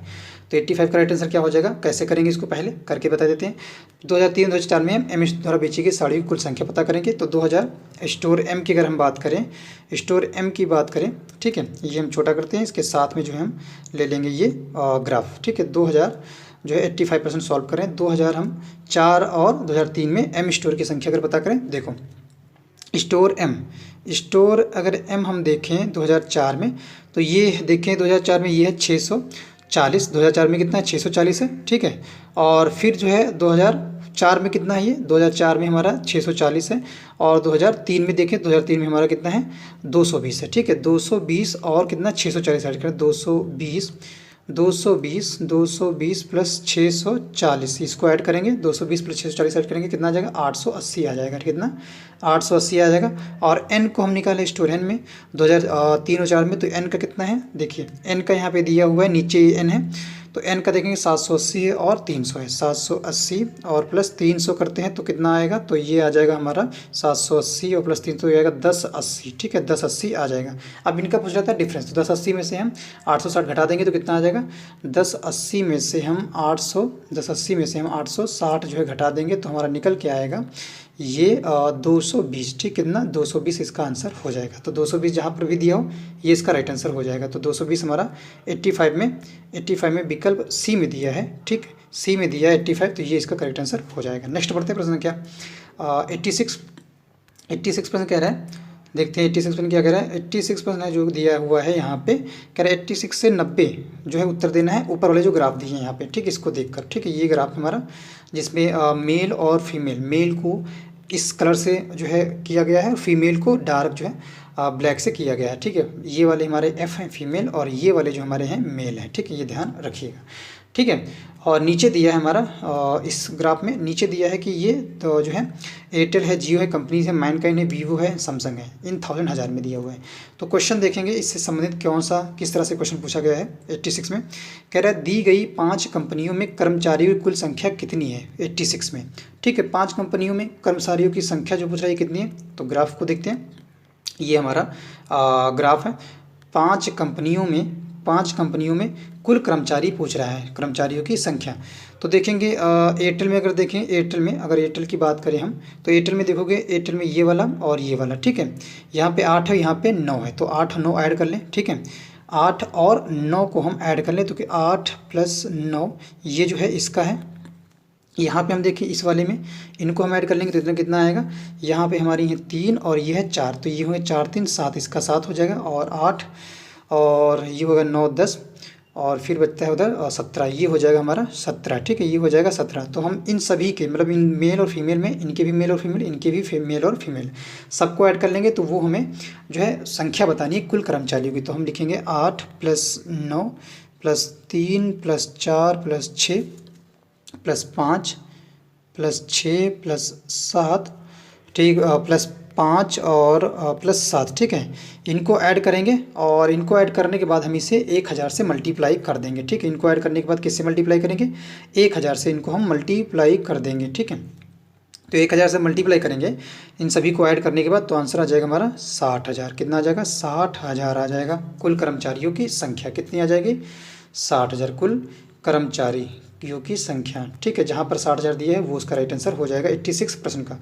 तो ऑप्शन जो है ए में दिया है 86 का विकल्प ए जो है ये राइट हो जाएगा 60,000। नेक्स्ट पढ़ते हैं 87% कह रहा है कि मैनकाइंड, ठीक है मैनकाइंड कंपनी में 40% पुरुष और 30% जो है महिलाएं अविवाहित हैं। फिर मैनकाइंड में विवाहित महिलाओं और विवाहित पुरुषों का जो अनुपात है ये पूछ रहा है, विवाहित महिलाओं और विवाहित पुरुषों का जो है अनुपात क्या होगा 87% में, ठीक है। तो कैसे करेंगे, पहले हम अविवाहित पुरुषों का जो है यहाँ निकालेंगे कि अविवाहित पुरुष कितने हैं, ठीक है किसमें, यहाँ पे जाते हैं अविवाहित पुरुष पता करेंगे। ये देखो ये हमारा है, इसमें हमें अविवाहित पुरुष पता करने हैं मैनकाइंड में। तो मैनकाइंड कहाँ है, ये हमारा है, ये हमारा मैनकाइंड है, ये मैनकाइंड है, ठीक है। मैनकाइंड में कह रहा है कि अविवाहित पुरुष, तो अविवाहित पुरुष कैसे निकलेंगे, तो यहाँ पे देखो ये कहाँ पे जा रहा है मैनकाइंड में अविवाहित पुरुष, देखो यहाँ पे है ये 6 और ये है हमारा 7, ठीक है। तो देखेंगे अगर ये जा रहा है हमारा 5 पे और ये जा रहा है हमारा 6 पे जा रहा है, ठीक है। तो 5 गुणे 5000, क्योंकि ये 1000 पे दिखा ना 5000, 5 मतलब 5000 गुणे 40/100, ठीक है प्रश्न जैसा कह रहा था। अब इसको सॉल्व करेंगे, ये 0 0 कट गए, ये 0 करेंगे तो आया हमारा 50 गुणे 40, 50 गुणे 40, तो इसको सॉल्व करेंगे 4 5 20 तो हो जाएगा हमारा 2000, ठीक है 2000 ये निकल के आया मैनकाइंड में अविवाहित पुरुष, ठीक है कितने हैं मैनकाइंड में अविवाहित पुरुष कितने हैं 2000 हैं, ठीक है। अब मैनकाइंड में विवाहित पुरुष पता कर लेते हैं। मैनकाइंड में अगर अविवाहित 2000 है और मैनकाइंड में कितने टोटल है 5000 है, तो 5000 से 2000 हटाएंगे तो कितना हो जाएगा, ये हो जाएंगे 3000, ठीक है। तो विवाहित जो है विवाहित पुरुष, विवाहित जो है विवाहित पुरुष, इसको विवाहित और ये पुरुष, ठीक है विवाहित पुरुष की टोटल कितने थे 5000 थे और अविवाहित कितने हैं निकल के अभी निकाला 2000 निकाला, तो ये बचेंगे 3000, ठीक है तो 3000 जो है ये अविवाहित हैं, ये सॉरी विवाहित हैं, और अविवाहित जो हैं, अविवाहित जो पुरुष हैं, पुरुष जो हैं वो कितने हैं, वो हैं 2000। ठीक है, 2 3 ऐड करके 5000 आ रहा है। ठीक है, क्लियर है। अब देखेंगे मैन काइंड में अविवाहित महिलाएं पता करते हैं। तो मैन काइंड में जो है इस कंपनी में अविवाहित महिलाएं, ठीक है, अविवाहित महिलाएं कितनी हैं ये देखते हैं। तो अविवाहित महिलाएं कैसे पता करेंगी, तो देखो मैन काइंड में ये कहाँ जा रहा है, 6 पे जा रहा है, तो 6 मतलब 6000। ठीक है, ये हो गया 6000, और गुणे 30 कह रहा था वहाँ पे प्रश्न में, यही कह रहा था 30, 30 हो गया, ये कट गया, ये कट गया। तो अब 30 और 60 को मतलब 36 18, तो ये हो जाएगा हमारा 1800। कितना निकल के आएगा हमारा, 1800 निकल के आएगा। तो ये जो है हमारी अविवाहित महिलाएं 1800 हैं। टोटल कितनी हैं, 6000 हैं। 6000 में से हम जो है 1800 घटाएंगे। 6000 से अगर हम 6000 से हम कितनी घटा दें, 1800। ठीक, कितने, 1800 अगर घटा दें तो क्या निकल के आएगी, ये अविवाहित है तो निकल के आएंगी विवाहित संख्या। ठीक है, तो विवाहित संख्या कैसे निकलेगी, तो इसमें सब्ट्रैक्ट करें, 0 0 10 में 8 गया, जो है ये हो गया 2, और यहाँ पे बचा 2 हो गया 0, और ये हो गया हमारा, इनको सब्ट्रैक्ट करें तो आएगा हमारा टोटल जो आएगा विवाहित जो महिलाएं हैं वो आ जाएगा 4200। ठीक है, ये आ जाएगा 4200। ठीक है, कितना, 4200 आ गया। ठीक है, ये जो 4200 हैं ये महिलाएं कैसी हैं, विवाहित हैं। ठीक है, वी फॉर विवाहित, एम फॉर महिलाएं, महिलाएं विवाहित 4200, और महिलाएं अविवाहित कितनी हैं, अविवाहित हैं ये हैं हमारी 1800। ठीक, कितनी है, 1800 हैं। अब ये कह रहा था कि इनका अनुपात है, इनका रेशियो है, तो रेशियो देखना है कैसे निकालेंगे। देखो अविवाहित हमारा पुरुष का कितना है, अब अविवाहित जो पुरुष, सॉरी जो विवाहित पुरुष है कितने निकाले थे, विवाहित निकाले थे हम 3000। कितने, 3000 निकाले थे। ये पुरुष की बात करें, ये पुरुष हैं जो विवाहित हैं। ठीक है, पुरुष जो हैं ये विवाहित हैं, और महिलाएं कितनी विवाहित हैं, महिलाएं जो हैं ये विवाहित कितनी हैं, तो ये है हमारी विवाहित महिलाएं कितनी हैं, 4200। कितनी हैं, 4200 हैं। अब इनका दोनों का रेशियो पूछ रहा है, अनुपात पूछ रहा है, तो हमारा हो जाएगा 3000 रेशियो 4200। ठीक है, 4200। तो इसको सॉल्व करेंगे तो 3000 बटे 4200, ये 0 कट गया, ये 0 कट गया। ठीक है, तो ये आएगा 5 छक्का 30, 5 सत्ते 42, तो आया 6:7। ठीक है, 5 छक्का 30, और ये 6 सत्ते 42, 6 सत्ते 42, 6 पंचे 30। ठीक है, 5:7 आ जाएगा। ठीक है, 6 से इसको कट दिया मैंने, 3000 बटे 42 को मैंने कट किया 6 से, ये 2 0, ये 0, 6 सत्ते 42 और 6 पंचे 30। ठीक है, तो आया हमारा 5/7, तो ये इसका आंसर हो जाएगा। ठीक है, 5:7 भी बोल सकते हैं, ये 5/7, जहाँ पर भी ये दिया है इसका करेक्ट आंसर हो जाएगा 5/7। देखते कहाँ दिया है, तो 87 में विकल्प बी में दिया है 5/7, ये 87 का राइट आंसर हो जाएगा। नेक्स्ट बढ़ते हैं, प्रश्न संख्या 88 प्रश्न कह रहा है कि सभी 5 कंपनियों में महिलाओं से पुरुष मैनेजरों का अनुपात क्या है। ठीक है, महिलाओं से पुरुष मैनेजरों का अनुपात क्या है, 88 सभी 5 कंपनियों में। ठीक है, तो हम पहले सभी 5 कंपनियों में पता करेंगे, टोटल जो है संख्या हम पता करेंगे। तो देखो 5 कंपनी 1 2 3 4 5, 1 2 3 4 5। ठीक है, सभी जो है 5 कंपनियों में पुरुषों से महिला मैनेजरों का अनुपात पूछा जा रहा है। ठीक है, पुरुषों से महिला मैनेजरों का अनुपात, तो हम देखेंगे कैसे निकालेंगे। देखो सिंपल सा है, पहले हम एक साइड में पुरुष ले लेंगे, एक साइड में महिला लेंगे। ठीक है, तो पहले वाले में अगर हम देखें, इस वाले में, तो ये हमारा कितना है, ये हमारा जा रहा है, ये किसका है, पहले बताया था ये किसका है, जो डार्क है ये हमारा फीमेल का। ठीक है, ये हमारा फीमेल का है, ये मेल का है, ये ध्यान रखिएगा। ठीक हो, चलो निकालते हैं। पहले हम ले लेते हैं हमारे यहाँ पे जो है पुरुष का, तो ये है 8000, पहले वाले में 8000 है, प्लस ये वाला कितना है 3000 है, 3000, ये कितना है, ये 5 पे गया तो प्लस 5000, प्लस ये कितना गया, ये गया 7000 पे, तो ये हो जाएगा प्लस 7000, और फिर यहाँ पे 5वीं कंपनी कितना है, ये हमारा 5000 प्लस 5000। ठीक है, 5000। अब इनको ऐड कर लेंगे। ठीक है, ये तो रहा हमारी किसकी, ये हमारी रही पुरुष की, पी फॉर पुरुष। ठीक है, पुरुष का है। अब हम इसी तरह से महिलाओं का निकाल लेंगे। ठीक है, महिलाएं कैसे निकलेंगे, देखो एम फॉर महिलाएं, तो महिलाओं में ऊपर जा रहा है, ये जा रहा 9 पे, तो हो जाएगा 9000, प्लस इस वाले में देखेंगे तो कहाँ जा रहा है, ये जा रहा है 4000, प्लस इस वाले में देखें तो ये जा रहा है 6000। ठीक है, 6000, प्लस इस वाले में देखें तो ये क्या जा रहा है 6000, ये भी जा रहा है, इस वाले में देखें तो ये जा रहा है 6000, ये भी 6000 है, 6000। ठीक है, फिर आगे देखें तो ये कहाँ जा रहा है, ये जा रहा है हमारा 7000 पे, प्लस 7000। ठीक है, 7000। अब इन सभी को ऐड करेंगे, ऐड करने के बाद, इन सभी को ऐड करने के बाद जो है फिर रेशियो निकालना है। ठीक है, तो हम ऐड करेंगे तो पुरुष ऐड करने पे कितने आ जाएंगे हमारे 28000 पुरुष आ जाएंगे। ठीक है, और नीचे जो महिलाएं थी वो आ जाएंगी हमारी 32000, कितनी आ जाएंगी, 1000 आ जाएंगे। इनका रेशियो निकालना था, अनुपात निकालना था। ऊपर जो है मेल दिए हैं और नीचे दिए हैं फीमेल, इनका रेशियो।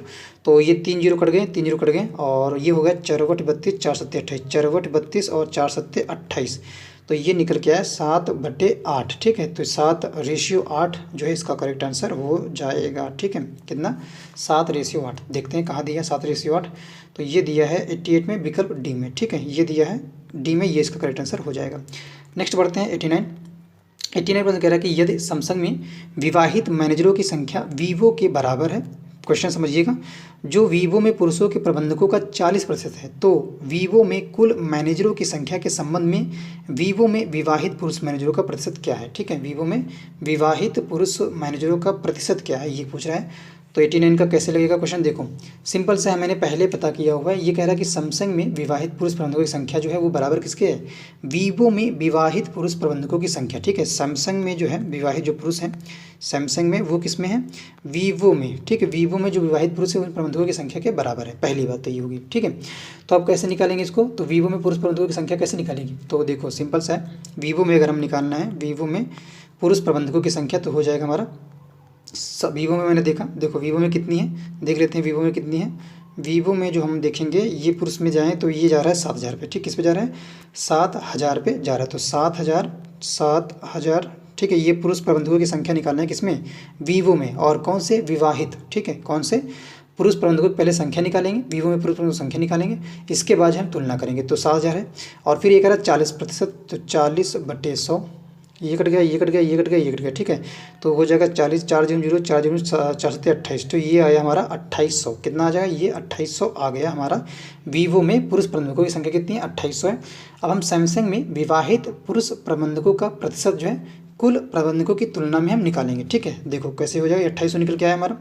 सैमसंग में हमारा पता है, सैमसंग अगर देखें यहाँ पे जा रहा है, ये सैमसंग का है, इसमें हम कैसे निकालेंगे, तो सैमसंग में अगर हम देखें तो ये जा रहा है हमारा 5 पे। ठीक है, कि कहाँ पे जा रहा है, ये जा रहा है हमारा 5 पे जा रहा है। ठीक है, और टोटल अगर हम देखें सैमसंग में, ये हमारा यहाँ पे जा रहा है 7 पे। ठीक है, टोटल अगर देखें जो महिलाएं हैं, ये जा रहा है हमारा 7 पे, तो 7000 ये हो जाएंगे। ठीक है, ये हो जाएंगी हमारी, पहले हम रेशियो निकालना है तो पहले 2800 लिख लेंगे, 2800, क्लियर है, 2800 गुणे 100, ये ध्यान है।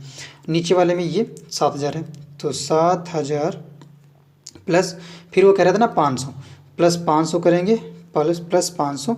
अब इसको हम कर देंगे सॉल्व। ठीक, तो ये जगह 2,80,000 बटे 12,000। ठीक है, 12,000, इसको सॉल्व करेंगे तो ये 3 जीरो ऊपर के और 3 जीरो ऊपर के कट गए, तो आया हमारा 280 बटे 12। ठीक है, ये आया 280 बटे 12। इसको सॉल्व करेंगे तो कितना आ जाएगा, फिर ये इसको सॉल्व करेंगे तो 12 दूना 24, ये करेंगे तो 12 दूना 24, फिर एक कैरी लेंगे तो यह 40 और 12 3 36, और फिर ये 12 3 36 फिर लगाएंगे, फिर 12 3 36। ठीक है, तो ये लगभग जो है इतना आएगा 23.33%। ठीक है, 23.33% जो है 89 में राइट आंसर हो जाएगा। जहाँ पर भी 89 में 23 दिया हुआ है, 23.33%, ये इसका करेक्ट आंसर हो जाएगा। ठीक है, तो 89 का बी जो विकल्प है ये राइट हो जाएगा, ऑप्शन बी। ठीक है, नेक्स्ट बढ़ते हैं प्रश्न क्या 90 प्रश्न कह रहा है वीवो में पुरुष मैनेजर जियो में महिला प्रबंधकों से कितने प्रतिशत अधिक हैं। ठीक है, वीवो में पुरुष मैनेजर जियो में महिला प्रबंधकों से कितने प्रतिशत अधिक हैं। तुलना कर रहा है कि जो वीवो में पुरुष मैनेजर हैं और जियो में जो महिला प्रबंधक है उनमें कितना प्रतिशत अधिक है। देखते हैं जियो में और वीवो में। ठीक है, तो चेक करते हैं, ये हमारा चार्ट है। ठीक है, अब वीवो में कह रहा था और किस में, जियो में। ठीक है, तो कैसे सॉल्व करेंगे इसको, सिंपल सा है, पहले यहाँ पे वीवो हो गया और फिर जो है हमारा वीवो एंड फिर जियो। ठीक है, वीवो में अगर हम देखें प्रतिशत निकालें या डिजायरेड परसेंट है या अभीष्ट जो प्रतिशत कैसे निकलेगा, यहाँ पे अगर हम देखें तो ये वीवो में कितना है 7000 है, तो हम करेंगे 7000, ये ध्यान रखना है 7000। और यहाँ पे कितना है ये, अगर ये देखें, अब महिला बोल रहा था जियो में, तो ये हमारी है जियो में, अगर देखें महिला में कितनी है, महिला है 4000, तो हम 7000 से 4000 सब्ट्रैक्ट कर देंगे, 4000। ठीक है, और फिर कह रहा था कि महिलाओं से प्रतिशत करना, तो महिलाएं कितनी 4000 पे है जियो में, तो हमें 7000 माइनस 4000 और किस पे निकालना है प्रतिशत, 4000 पे ही निकालना है, तो 4000। ठीक है, तो 7000 में से 4000 जाएगा कितना बचेगा, तो ये बचेगा 4 3 7, तो ये बचेगा 3000, ध्यान रखिएगा ये बचेगा 3000। ठीक है, बट्टे 4000। ठीक है, 4000, और ये प्रतिशत निकालना था तो यहाँ पे कर दें गुणे 100। ठीक है, अब देखो 3 जीरो ये कट गया, 3 जीरो कट, तो 3/4 गुणे 100। ठीक है। अब इसको सॉल्व करेंगे तो क्या हो, 4 दूनी 8, 4 पंचे 20, तो 25 तियाँ 75, ठीक है। बचा क्या, 3 गुणे 25 है ना, 3 गुणे 25, तो ये 3 गुणे जो 25 है ये हो जाएगा 25 तियाँ 75, 25 तियाँ 75% जो है इसका करेक्ट आंसर हो जाएगा।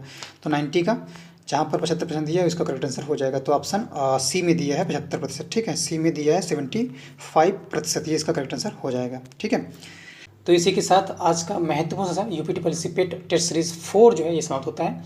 आई होप कि ये सेशन जो है आप सभी को पसंद आया होगा, और इसी तरह के जैसा कि मैंने पहले कहा हुआ है कि आप सभी को जो है एग्ज़ाम से पहले 10 फुल जो है प्रैक्टिस टेस्ट सीरीज जो है प्रैक्टिस टेस्ट पेपर या प्रैक्टिस टेस्ट सीरीज जो है मैं सॉल्व करवाऊंगा, और वो भी बिल्कुल जो है फ्री ऑफ कॉस्ट। तो मिलते हैं नेक्स्ट सेशन में, तब तक के लिए thank you so much guys.